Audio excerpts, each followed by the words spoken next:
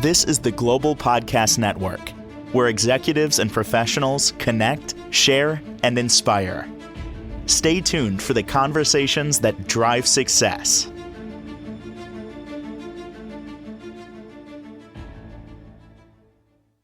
And welcome back, everyone. Every time we get together with her, she makes us think.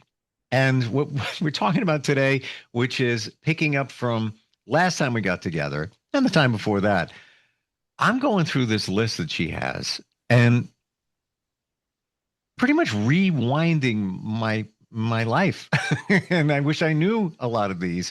Essentially, we are talking about how to know you are in the right relationship. 12 different points.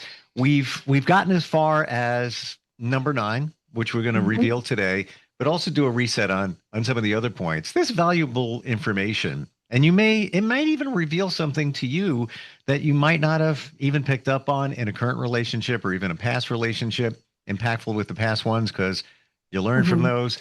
I've learned from her. She's an amazing certified relationship coach, and great to have her back here. Tiffany Aquino is on the program. How are you doing today? I'm good, Steve. Thank you for having me back. How are you? I'm good, but apprehensive to find out what points 9 through 12 are, but we are going there. And before we get there, why don't we do a quick recap on 1 through 8? Okay, sure. So 1 through 8. One is how do you know if you're in the right relationship? And many relationship coaches kind of have their own little spiel about what that looks like. And of course, we can talk about that later. But number 1 is your nervous system is calm. And I don't want to just say that that's just how it is all the time. Obviously, no. When you're in the right relationship, truly that they set your triggers off and you kind of work on those together. So balancing the nervous system and them helping you bring it to a calm. Number 2 is communication, effective communication. Number 3 is both partners put in effort and time and take initiative. Number 4 is about the emotional side of things, being seen, valued, and heard. Number 5 is connection. They show up. You both show up for each other. There's intentionality there. And number 6 is conflict and how to repair that conflict. Number 7 is you don't fear losing yourself. Many times when you're in the wrong relationship, you start to find that you're losing yourself. You kind of pull away from your hobbies, your passions, your dreams, your desires, your day-to-day of something as simple as going to the gym and your typical daily routines. And you see that kind of falls to the wayside. And when you're in a healthy relationship, you and your partner are both aligned in that, and you're still good to go, and you're still yourself, and you haven't lost yourself. That's number 7. Number 8 is they choose you. Many times that we feel that we have to be chosen all the time, or why didn't they choose me? And you're making efforts to make them choose you, and you don't need to do that. In the right relationship, they choose you. It really is as simple as that, and they don't leave you confused about it. And number 9 is what I have been seeing quite often in the Instagram reel and social media reel. It is what most people are wanting some information on right now, and it's called emotional safety. Emotional safety is truly you both feel emotionally safe with each other, and what that means is that you're both feel vulnerable enough to be open and have an open heart with one another. And in order for you to do that, you feel safe with each other. And why you feel safe with each other is because you have built that trust with each other. And then combined, you have this emotional intelligence. So within that emotional intelligence, combined with the emotional safety, that builds a very strong foundation called that friendship. And every romantic relationship, if you have a solid friendship foundation, you've got a beautiful romantic relationship and marriage to work off of it. You have to have a very good, strong friendship. There's nothing better than when you hear from somebody else. If you're a man and you're with a woman, doesn't matter. When somebody says to you, I feel safe with you. Yes. It's the ultimate. It's the ultimate thing, it's short of I love you. Yeah. Yes. It's there's a lot to be said about that. And we're also going to talk a little bit about some narcissistic traits. And if you're Don't ruin it. feeling Don't ruin it for me. okay. I do want to I come was on a back little to high this. there. It was like, somebody says that. Got to It hear is, that it's again. so just like trust and the emotional safety, it's something that you build, right? It's not something you meet somebody overnight or on a dating app and you say, okay, we're both emotionally safe with each other. It's a beautiful compliment. And maybe in the moment in the conversation, you felt safe to be vulnerable with that person. And that's what that comment meant. Mm, However, there are some traits that move along from that don't allow the relationship to grow in a healthy manner. And we'll move into that as to what exactly I'm talking about. I do want to move into point 10. So we're going to talk. So we talked about number 9, which is emotional safety, and that is the vulnerability to feel safe with your partner and your partner to feel safe with you. You're giving them space to be open with each other, and you're not going to judge each other when you're being open with one another. You're emotionally safe with them. You're not being judged. You're not being shamed. And the love there is unconditional. So number 10 is you grow as a person.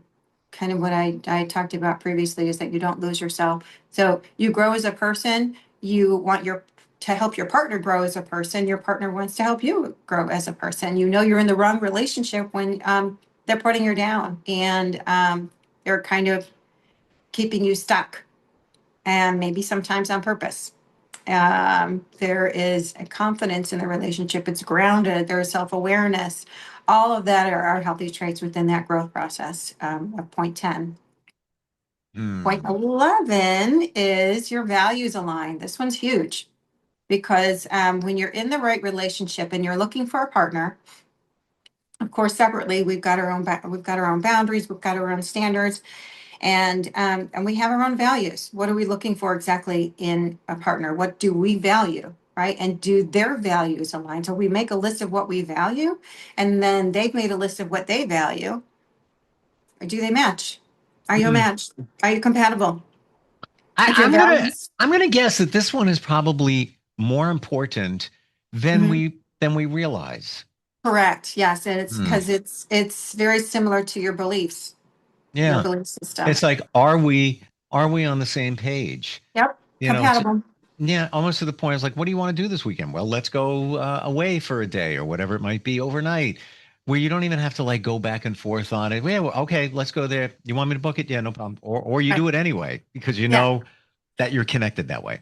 Sure. Yeah. Yeah. Mm. And for example, if somebody values family and the other person doesn't value family, and you want to spend your weekends with family time, whether it's your family or their family, whatever, but just you simply appreciate family, and the other person doesn't, and they're constantly pulling in the opposite direction, then it's not a compatible relationship. So those two do not align. And so your values aligning are a big deal. That's a big one, and your belief systems as well. Mm. Mm. Uh-huh. So that's 11. And number 12 is kind of the same thing with all of these have little bits and pieces that all stem from safety, truly. So number 12 is that the soul feels at peace. If you've ever heard the term, well, do you feel at peace? What makes you feel at peace? Are you at peace in that relationship or in that job? You And know what makes me feel at peace? Not being with anybody. Like, I'm kidding, but I'm not. Sorry, not no, sorry. Uh, no, but you know what? It it's, took me a long time to get to that point where, like, yeah. I'm at a meeting last night, around, a little late. And what was I looking forward to? Getting in Being at bed home. and just meditating and just chilling and listening to music and, That's the best. being with Absolutely. me. And so many of us, I don't know, it took me a long time to get there. Yeah. Oh, that's great. That's a beautiful place to be in. It took you a long time to get there, you said. For a lot of people, it does. For a lot of people, they don't want to even think about going there. And unfortunately, that's the anxious attachment style. Yes. And that's the narcissist as well. They are terribly afraid of being alone. Really? Terribly afraid of being I'm not a alone. narcissist and I know it.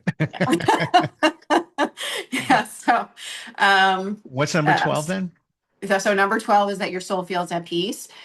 Yeah. And so we're going to back up, and all of those, 1 through 12 have a little bit of that safety aspect in there. It all aligns to, okay, do your values align? If they don't align, then I'm not feeling at peace, or I'm not feeling safe with this person. If they don't choose me, then I'm not feeling safe with this person, right? If we're not growing together, then I'm not feeling safe with this person. So all in all, you're in the right relationship if you feel safe with somebody and they feel safe with you. It's really Mm. that simple. Yeah. All So right, there you there's 1 go. through 12, and now on to our next topic, which is all relationship related. And Yeah. you're not, fill in the blank, you're not in the right relationship when you're with a narcissist. Yeah. So we're going to talk about, kind of chunk this up a little bit, because this Sure. is such a massive topic here. Yeah. Okay. And I have survived, and I strongly use the word survive, narcissistic relationships. And I didn't even know what an empath was till later years into my adulthood life, and and why I was attracting narcissistic behavior because of codependency and abusive childhood upbringing, and all in all needed and assumed that love was conditional and that you needed to earn it. Mm. So yeah, so there you And go. I don't want to minimize anything here, but that's so common. Oh, sure is. Yeah. Yeah, which is why I think I mentioned it in the last episode that narcissism is truly becoming an epidemic. I think that I'd like to say this. I'm afraid to say it out loud, but I'm going to say this out loud for the goodness of humanity. I truly believe that it's hit its peak, and I see that we are coming into a very strong and fast healing stage and shift in our culture, in our world, for sure. I so agree with you. I can't even put it into words. Yeah. I believe at this point in time in our society that people are looking for something. They're this all the other things in their life aren't working, including meds. Nothing wrong with meds, Yeah. but it just there's something missing. And Sure. it's whatever that is, it's this healing from things, having realizations, getting a little Mhm. spiritual, getting a little Yeah. deep. Yeah. A lot of us look at it as like, oh, that's kind of woo woo. That's going to make a Yeah. difference or anything like that. It Hmm. does, and it will if you're Hmm. open to it. But I agree. Yeah. I feel collectively this is the time people are looking for it. Absolutely. I think that the spiritual aspect from the human side of it, yes. However, from the spiritual aspect from it, and the universal side of it, it certainly has just been an awakening. I think that we should all just be grateful that the universe and our overall spirituality has just shifted, because humanity is in dire need of healing. And Hmm. the more knowledge that we push out there on social media, the more knowledge that we are fill within ourselves, we are that light and that testimony for others, even if it's just a little bit of something, that there has been an awakening, and we're to help each other heal throughout that awakening, for sure. And a big part of that healing process due from the trauma of narcissistic abuse, which is very mentally and emotionally abusive, and it leaves your head spinning and make you feel like that you are absolutely crazy, and love is nothing but conditional, and you don't know otherwise. So we certainly do need to gain more knowledge and education on that for ourselves individually. So if anyone, through what I'm about to the points that I'm about to discuss now, or just feel like that they're in a relationship that makes them feel like they're crazy and they're constantly self doubt and second guessing themselves, please, please, please see that as a red flag. It is not healthy and it's not normal. And just pick up your phone if you have to. Just seek some sort of resource or something on your phone to start the process. I started that process with Dr. Romney on YouTube videos, and I could not get enough of it. Mm. And once you start feeding yourself with that information and reading books and watching videos and just educating yourself on the knowledge of narcissism and narcissistic relationships, you fully understand yourself more and as to why you're attracting that, and how you can strengthen that through I want to say boundaries, yes, but boundaries mean nothing to the narcissist, by the way. So, but knowing how to detach yourself from it, because it can be, you almost need a support group to pull yourself out of it, because there is that trauma bond. That's a term that's used as well. So, So when we're suspecting that we're in a relationship with a narcissist, how do you deal with that? Now, okay, let's say you're deep in. You've put down roots, kids, house, all of that. mm, Is there, if it's a narcissist and you finally said, "Oh, this is what I got going on here," right. is there a way to work with that? To work with that, yes. To work with them, no. And here's how I want to decipher the difference between the two. Hmm. Everybody has to do what they have to do. And I want to specify on that family piece that you were talking about. If you're in a marriage and you have a family and you have kids, just like any other abusive relationship, if there is physical abuse, please find a way to get out and separate yourself. Sure. If there are little bits and pieces throughout your day or throughout the week that are constantly undermining you, um, devaluing you and invalidating your feelings, and we'll go through some more of these points through and gaslighting you and making you, if you know your partner long enough, if you know them long enough to where you know, in order to keep the peace in the family, because here's the point I'm trying to make, is that if you're in a marriage and you have a family and you have kids, I'm not saying as soon as you find out that this person's a narcissist, divorce them and hit the road right with the kids and all, but you really do have to play it very carefully. Everybody knows their circumstance, everybody knows their relationship, and everybody knows how to handle that, particularly to them, specifically for themselves. So it is a very sensitive topic for anyone in that particular situation. So they'll only that person is going to know how to handle that situation. So if it is absolutely deep and volatile and physical, yes. And if it's not even physical in a volatile sense, and if the kids are seeing, dad verbally on a daily basis or often abusing mom. Yeah, and these are things that divorce is necessary for the peace of everybody, including the kids, more so, right? Hmm. Um, so for the individual partner who is being abused, seek counseling, seek a way to guard yourself and protect your peace in instead of antagonizing. I mean, I don't want to say antagonizing, because that is a word actually that the narcissist will use on the victim, because they love any kind of reaction, and they will keep pushing and pecking Hmm. to make you pop and blow and then say, oh, look at you, you're the crazy one. And so that's one of their wonderful tactics that they like to do. Hmm. I was in a relationship way back in the day, Uh-huh. and she always wanted conflict and Mm-hmm. would and at all costs. And I'm chill. This is me. It's like, yeah, we'll figure it out. We'll work it out. All good. Yeah. And I believe that not. I know it came from childhood Mm-hmm. because her childhood was Yep. like that, Yeah. and I connected the dots, and that was the comfortable spot. Sure. Now add another layer, potentially narcissistic. Mm-hmm. And now that I'm looking back, and we're talking, uh, 25 years. Yeah, you know what? I didn't see it then. I'm seeing more of it now, especially Right. after talking with you. Yeah. Yeah. Mhm.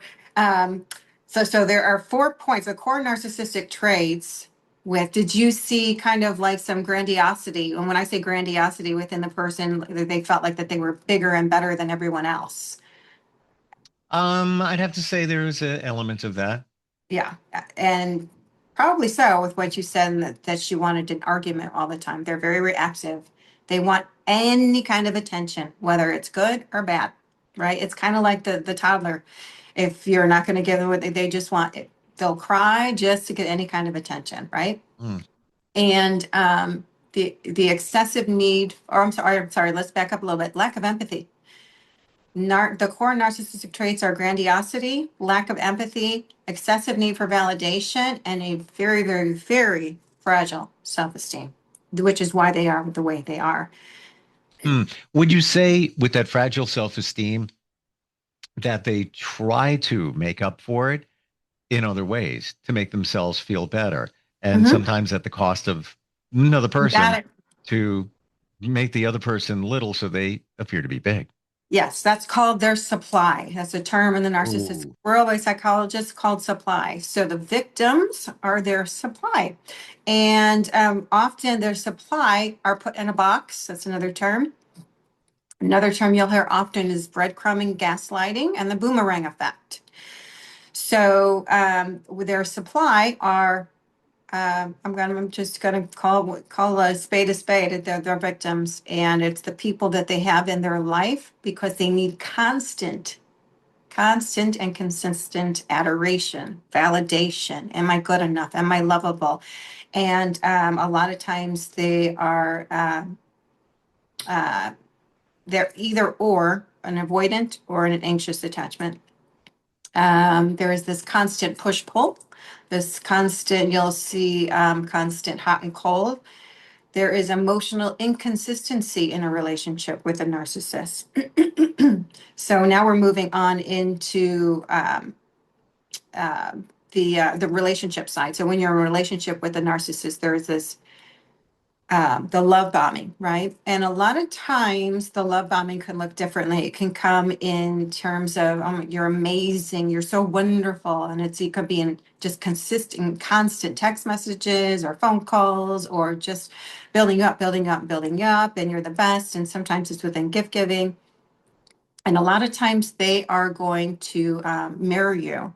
They find out, they're very good with knowing what it is you desire, and they mirror that so that they know how to pull you in, and then they release, and then they pull you in, and then they do this release. It's this constant push pull all the time. Mm. Uh, yep. Um, And I've heard this and your feedback on this. Well, thank you for the insight. You've done a little research. unfortunately, Life, I've had to live it, but yes. a life of research. Um, I've often heard that the best way to deal with a narcissist is facts. Everything's a fact. You Mhm, present the facts to them.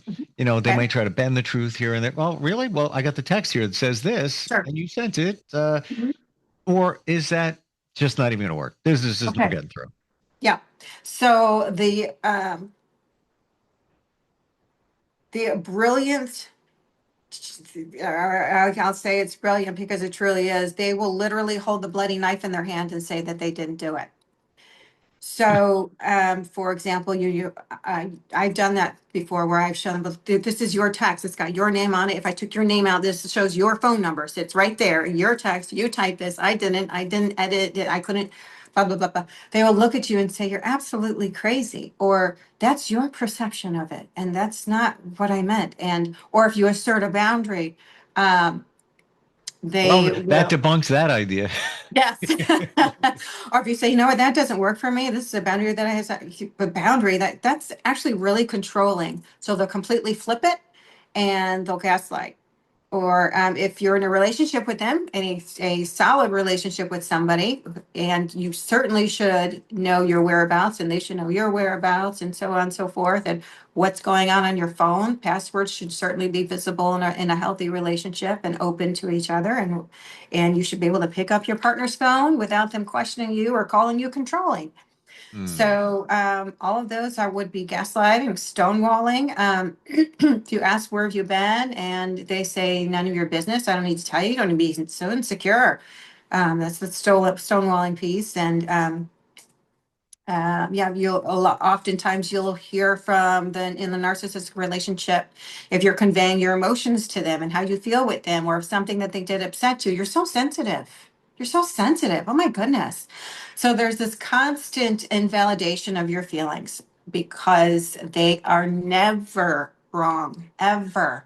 They Mm. do not take accountability for their own actions, and they're actually twisting. They do a very good job at twisting words, twisting conversations, twisting situations and perceptions, even to the point that they're so good at it that you actually start to believe what they're telling you. We're out of time. I have to one final question here on this. Whoa. Um, once a narcissist, always a narcissist, Yes. or once a narcissist, once they've done some work, maybe got in touch with themselves, Mhm. maybe started figuring out who they really are, Mhm. that those traits may very much minimize, or no? Unfortunately, once a narcissist, always a narcissist. And the reason for that is because they don't feel that they're ever wrong. They feel that they're actually a good person. And there are some psychological pieces to the function of their brain. And there's also a term called the blind spot that often they have said something, you refer back to them that they said something, and it's completely not in their memory bank, and they say they've never said that. So they truly believe they are a very good person. There is never anything wrong with them, which is why it's very difficult to diagnose. And a lot of psychiatrists will not take on a narcissist because they will not even step in the door to say there's something wrong with them. If a person says, I think I might be a narcissist, they're not a narcissist. You know what, Tiffany, I wish you did research for this podcast. I mean, it's really, oh my gosh. Um, I think that Fascinating could be subject.